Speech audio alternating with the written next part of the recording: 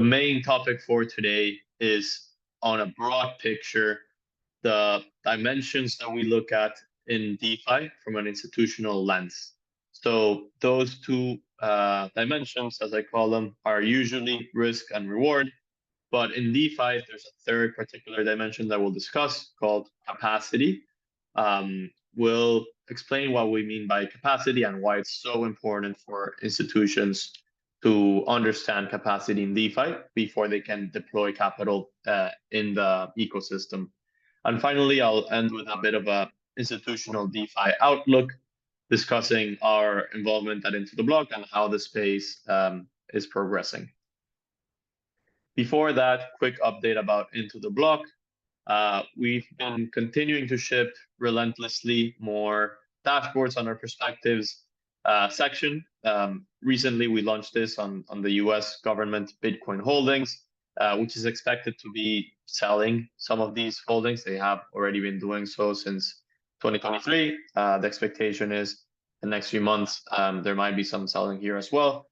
So it's sort of the counter effect of the, counter effect, had some Zoom issues here, of the ETF flows. So we created this dashboard. We'll be sure to update in social media if any changes happen, but you can watch it real time in our platform. We're about to release the most robust USDT analytics dashboard as well, covering Tether, the third largest crypto asset, across multiple chains, how that has evolved. Everyone knows that Tron has a large market share, but it's actually been decreasing over time. So we dive into this and a lot more metrics. And finally, we're changing our plans to also support ETH ETF dashboard. That one we're prioritizing, of course, as the whole ETH ETF odds took a 180 turn and is moving to launch in the next few weeks. Then on our risk radar product, which is where we provide our institutional grade analytics for risk, we're launching EtherFi, the largest liquid restaking platform. We'll have a lot of analytics covering flows into the asset, the peg, the liquidity, liquidations, all sorts of risk related to EtherFi. We're very excited to be launching this. And now, without further ado, let's dive into the first of the dimensions for DeFi, risk.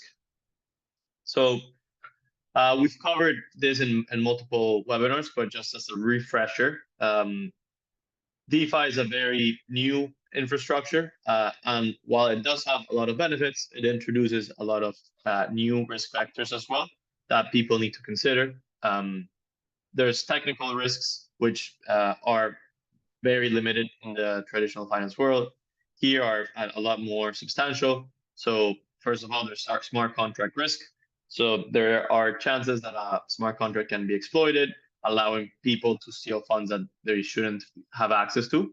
Then there's the importance of key management, where there's people with essentially priority control over the contracts that might be able to upgrade contracts or might be able to outright withdraw assets from contracts. So it's very important to have a robust operational security when it goes to key management and have some parameters that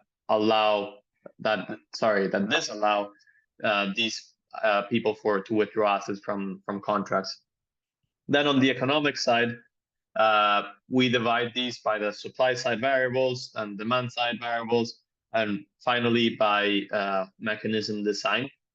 These are very different for each type of protocol, but I want to emphasize that while technical risks are less mitigatable, economic risks can be monitored on chain, and there's a lot more that can be done to manage those risks. Key example is, if there's an exploit, usually all of the funds are lost through a vulnerability in just one transaction, and there's very little to nothing that depositors can do there, unfortunately. And on the economic risk side, as we'll get into, there's a lot of parameters that can be tracked to either outright predict that these risks will materialize, or if not, at least mitigate the potential losses from these. Then there's types of attacks that can happen based on these risk factors. There's economic attacks, which are highly complex, essentially imbalances that an attacker creates to be able to manipulate the price or to essentially tamper with the measuring mechanisms of a protocol to be able to withdraw funds. Then there's hacks. Many of these have been in bridges, essentially just smart contract exploits, as we discussed, from an external actor, aka North Korea. No, not only North Korea. And then there's rug pulls, where essentially the team that has access to the priority contracts, to the wallets, the multi-sig managing funds, just outright steals the funds. That's thankfully less the case recently, but it's still a factor to consider. And while there is this very bad reputation for DeFi, I think in the sense of these attacks, it's worth noting that they have been decreasing substantially. So these are we've measured at Interval. We have a dashboard for this that tracks DeFi losses, including all types of these attacks, but also excluding some impermanent loss and other losses that are hard to measure. And excluding Terra, which is by far the largest exploit, we have been trending down. Even including Terra, we've been trending down, but the trend would be a lot larger in 2021. And you can see here the total amounts of losses. In 2020, when the DeFi ecosystem was very nascent, only 150 million loss. Then in 2021, increased to almost 4 billion. 2022, whopping 53 billion, the worst year by far. A lot of this from Terra, which had improper mechanism design. And then in 2023, I don't want to say just 1 billion, but comparatively so, it's a lot lower. And this year in Q1, we had 196 million in losses. So we're tracking for 800 million for the year, which would be the lowest so far since 2020. There's a lot of differences to consider between DeFi and TradFi when it comes to risk management. One benefit is that the information is transparent and accessible real time. So that's the beauty of the blockchain, of course. Everything for these contracts is live and can be auditable by anyone. That being said, of course, it's a bit naive to assume that anyone has the ability to extract data from smart contracts, since very little people know the languages behind these, Rust, Solidity. It's hard to interpret, which is why we've been doing an effort at extracting this data ourselves and putting it away for free for the community. There's more variables to consider. This is a key difference perhaps on the bad side. Risk on TradFi is just measured through volatility. If you want to get fancy, you look at downside volatility, but it's usually just that when assessing stocks. When assessing loans, it's liquidation and credit risk, which is more in line with DeFi. But in general, there's a lot more to consider when it comes to DeFi, which makes it more complex. There are different types of counterparties. Often in traditional finance, it's more like a one-to-one trade or a loan, whereas in DeFi, it's more the peer-to-pool approach, where essentially you interact with a pool of capital that has some inherent parameterization that's determined by the contract creators, and you just interact with that, which essentially exposes you, you should understand how those pools operate. So in conclusion, there's a lot of new opportunities, but new risk factors to consider. And these risks can be assessed by layer. This is a diagram our team made. It's pretty simple, but puts it in perspective. There are some risks at the blockchain level. There's been outages in some blockchains. There are, in some cases, 51% attacks those have been happening less so. Then there's protocol level risks to consider. Those really depend on the type of protocol. Then there's pool level, which, of course, as I mentioned, depends on the parameters set for these pools. And finally, the coin level risks, which depend on what type of asset you get exposure within these pools. To better understand these, let's look at the types of strategies that some institutions can deploy in DeFi.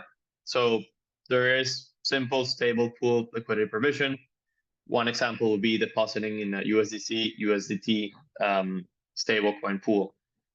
Those have very different risks than if you provide liquidity to a pool that has exposure to impermanent loss, aka, well, for example, USDC ETH or any other volatile asset that can vary more in time, in price across time, that has a lot more impermanent loss. Then there's arbitrage strategies where essentially you are either arbitraging a price or a rate, and that can lead to all different types of complexities. There's leverage staking strategies where you essentially benefit from the native yields of these chains and get leverage on top of it to increase it. We'll be speaking about this one in more depth soon.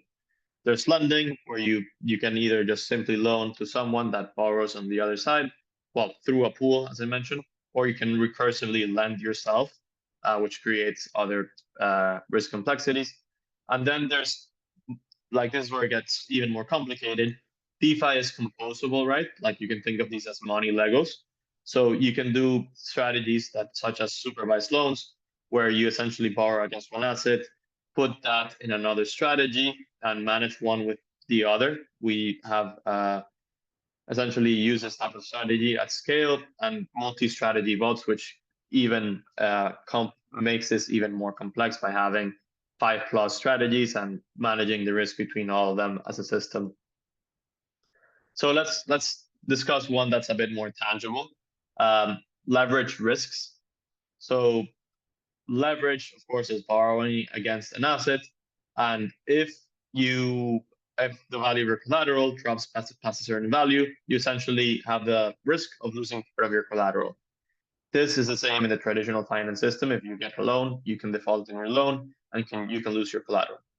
However, in DeFi, these risks execute automatically.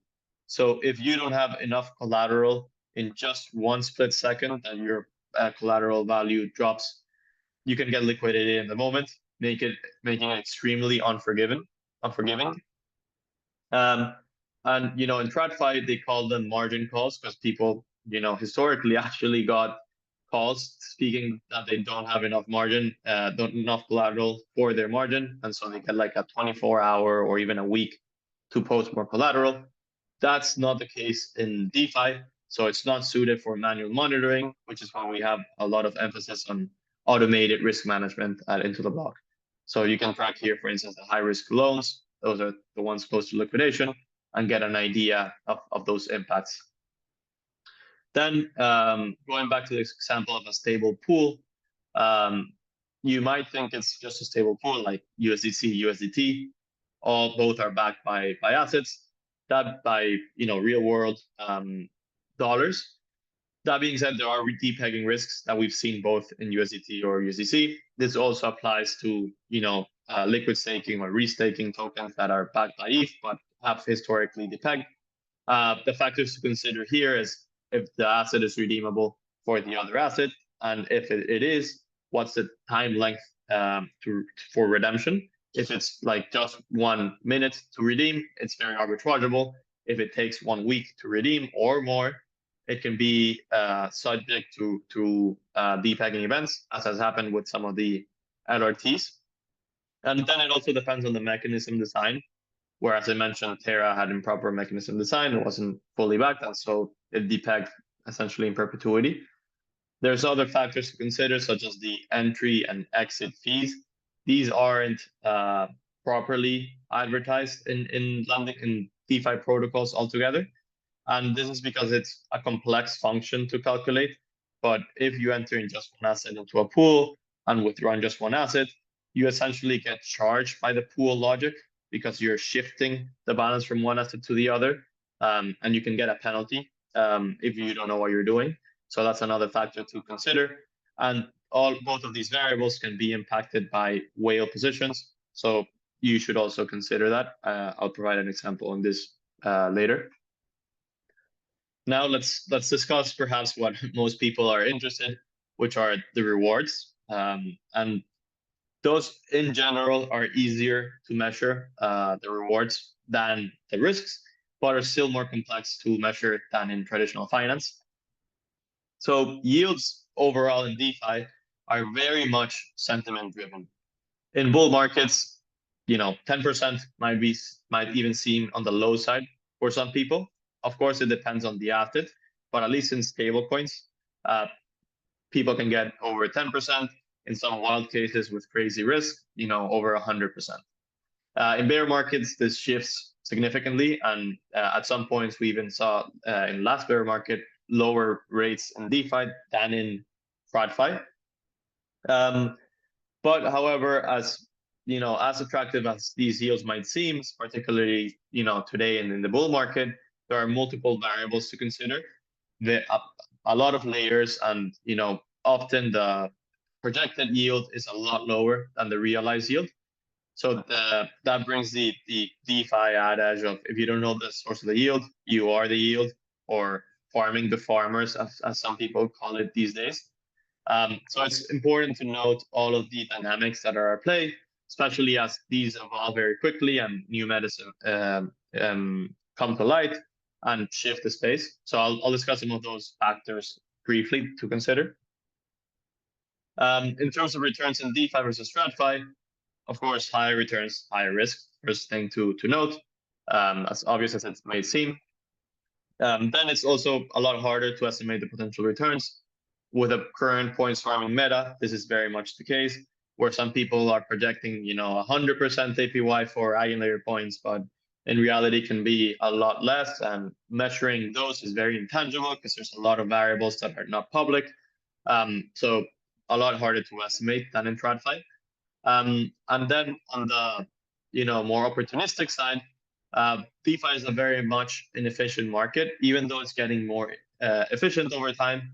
There are some periods of times where a particular strategy might have a large APY and might not be as obvious to other people. So it's important to be in the weeds looking for these opportunities, as oftentimes there might be a governance proposal in an obscure protocol that passes.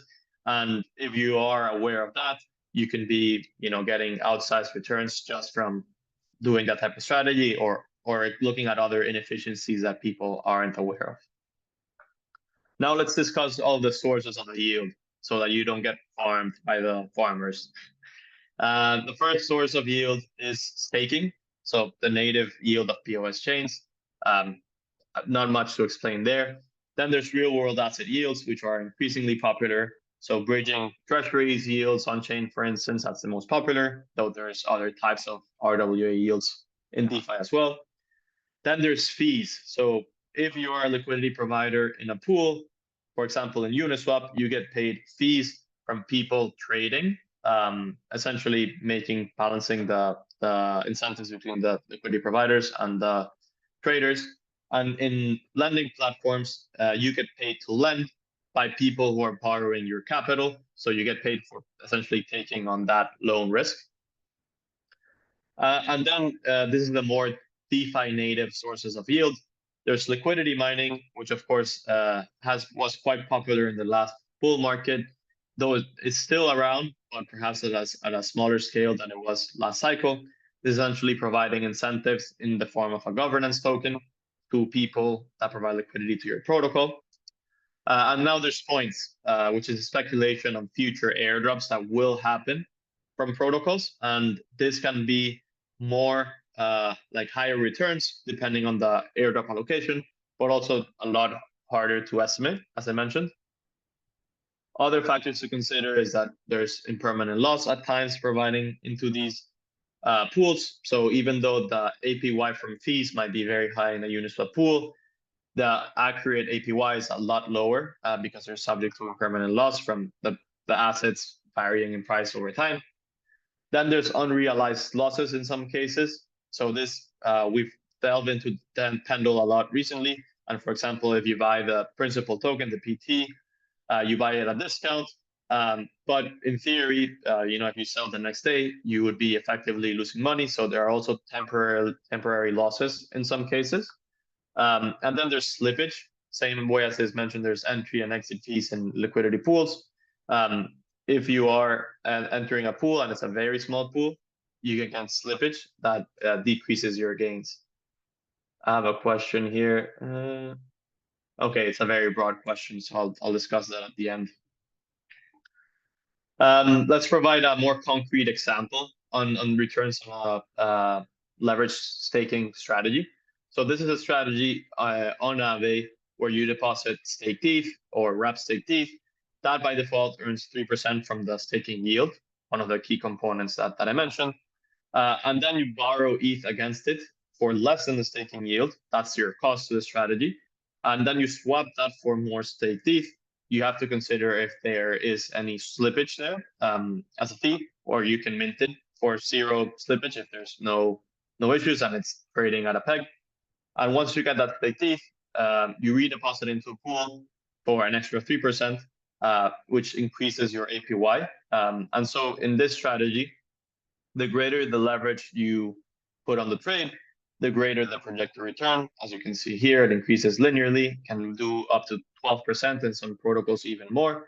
Though, of course, it also increases your risk of liquidation. So that's something to consider. Now, let's discuss the third and final variable, which is quite unique to DeFi.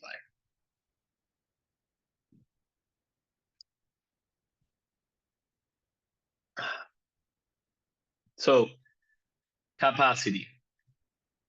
This is quite under reported subject, I would say. Yet it's one of the most important variables for institutional allocators. So what is capacity? Essentially is how much you can deposit into a protocol or a pool without A, diluting your yields below benchmark rates, and B, taking excessive risks. So why is capacity a thing in DeFi, but not really a thing in TradFi? Well, if you compare it to other yield-generating strategies, in TradFi, treasuries, which is, of course, the most known yield-generating strategy, has nearly infinite capacity. You can put in literally billions of dollars and earn the quote-unquote risk-free rate. And though you can, discuss how risk-free that is, it is the benchmark for all the global economy. And the fact that you can put in billions into that make it by default the benchmark also for the DeFi economy. So in DeFi, you need to, when you measure capacity, you need to measure how much, if it's a stablecoin strategy, how much capital can I put in here such that I'm getting at a minimum the treasury yield, and ideally with a premium for the extra risks. And that's because as you deposit more capital in DeFi, the yields decay. So it's the opposite of what I was showing with leverage. As you deposit more capital in a pool, it decays, usually linearly, though in some cases not. So you need to consider this because a pool might be showing that it has 20% APY, but if the pool only has 500K in liquidity, you can, and you put in 5 million, you will be decreasing the yield significantly to, in that case, if my math is right, like 2%, because you would have 10x the value of the pool. And it's a function, as I mentioned from my example, of the liquidity. And in some cases, it's also a function of market inefficiencies, especially in the strategies where the yield comes more from like arbitraging or trading volume. And in DeFi, a lot of this capacity comes from the incentive programs, both points and liquidity mining. So that is why these incentive programs have been so essential at increasing the liquidity of DeFi to bootstrap these economies. So here's an example from our internal dashboards, tracking the capacity of a different set of pools based on the different APY and what would be the capacity, restricting to 10% pool share. And we do that as a rule of thumb, because if you have over 10% of a pool, you might encounter very large entry and exit fees that I discussed before. So this would be a function, of the APY here. but also of the liquidity. And then, perhaps more importantly, there's also LP risks. There's also risks in general to consider. An example for providing liquidity, this is another LRT pool for Puff ETH from the Puffer protocol. This pool is heavily imbalanced on the Puffer side, which means that you get a lot of exposure to Puff ETH, even if you enter with wrap stake ETH, which is the other pool, the other asset in the pool. And so you get full allocation once you deposit the pool to both assets. But since that pool is can rebalance over time, and that pool is in balance, if you want to exit from the pool, this is on the y-axis, your exit fee, essentially your slippage from withdrawing capital. On the x-axis is the amount of liquidity withdrawn. So since the pool is very imbalanced, if just a 5% withdrawal from the pool happens, you're already subject to, I think it's about, I don't know, 9% exit fee, and it increases exponentially if there's larger withdrawals. So this is a factor to consider that effectively reduces the capacity from the pool to be a lot less than 10%, just because of the current status and balance of the pool. And then on a slightly more complex example, there's slippage to consider. Well, it's actually not that complex. Similar to how from a curve pool, there's slippage, withdrawing capital. If you're buying PT, the principal token that we mentioned before, and the pool balance is trading towards a very low PT portion, essentially you can realize a slippage if you put in a large trade amount. So here with 4 million trade into I think it's this USD pool which has like 60 million TVL, even though it's less than 10% of the pool, your effective APY would be deeply negative because of this slippage. So it's another constraint that effectively reduces your capacity to be a lot less than would have been otherwise forecasted. Okay, on to our final topic. I think we're close on time, so I'll make it quick. DeFi is a very different system from TradFi, as I have reiterated throughout the presentation. So education here is key to bring TradFi and DeFi worlds together, both on the positive sides and the negative sides of DeFi on the additional risks. Right now, we've seen a lot of progress with tokenization. You know, initially with the DeFi protocols, doing things like SDAI being backed by treasuries. More recently, even BlackRock has their own little fund that is bringing treasuries on chain. We're seeing examples of, you know, real world companies embracing protocol integrations. So PayPal using PyUSD on Aave is a great example of that. We're getting increasing regulatory clarity, at least in the past few weeks. That has changed dramatically. So that is likely to continue to bridge the TradFi and DeFi world, especially with Larry Fink really banging the drums on the tokenization benefits. So the vision is a long-term one, but is for blockchains to become the de facto settlement layer for TradFi, for the whole economy, taking advantage of instantaneous settlement, global distribution, and many other benefits that wouldn't be possible otherwise. So in conclusion, there's multiple unique opportunities in DeFi. There's high returns, but make sure to consider the risks at hand, since there's, of course, larger risks, but also new types of risks that are hard to quantify and to mitigate. So automation is key in managing those, and continuous monitoring. We try to put a lot of these risk metrics out for people to monitor for free. And then there's the third variable to consider, especially if you're an institution, of capacity as a key consideration to determine how much you can really allocate into a DeFi protocol. And to conclude, the DeFi and TradFi worlds are colliding.